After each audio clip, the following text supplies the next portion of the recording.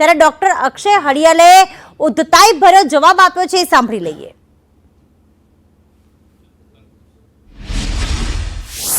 શા માટે દર્દીઓ આવી રીતે પરેશાન થાય છે સાહેબ આપ જવાબ આપો, શા માટે દર્દીઓ પરેશાન થાય છે? સરકારને કયો જગ્યા આપે, સ્ટાફ આપે તો નહીં થાય।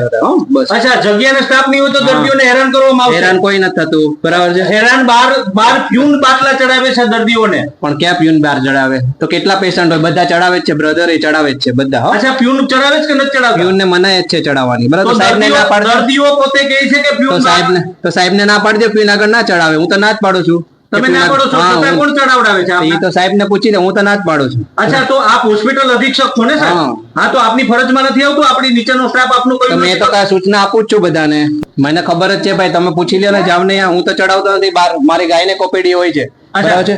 એમની તો તમારી અંડરમાં જ આવે છે ને, જે ડોક્ટર ચડાવતા હશે એ તો તમારી અંદર બધાને સૂચના મળી જ ગઈ છે કે સિસ્ટર આગળ ચડાવવાના, પટ્ટાવાળા આગળ નહીં ચડાવવાના। તો હવે મારી જવાબદારી નહીં, બરાબર છે। હા, મેં તો કીધું જ છે તમને, કરી દો ફરિયાદ। ક્યાં ફરિયાદ કરવાની છે? ઈણાજ કરો, ગાંધીનગર કરો, ઈલાજ કરો ગાંધીનગર। મેં તમને કીધું કે મેં લોકોને સૂચના આપી દીધી, મેં તમને સૂચના આપી દીધી હતી ને કે ફરિયાદ કરો, મને કઈ પ્રોબ્લેમ નતો। અચ્છા, મેં ઈમેલિંગમાં કહેતો જ નથી, બરાબર છે। તમે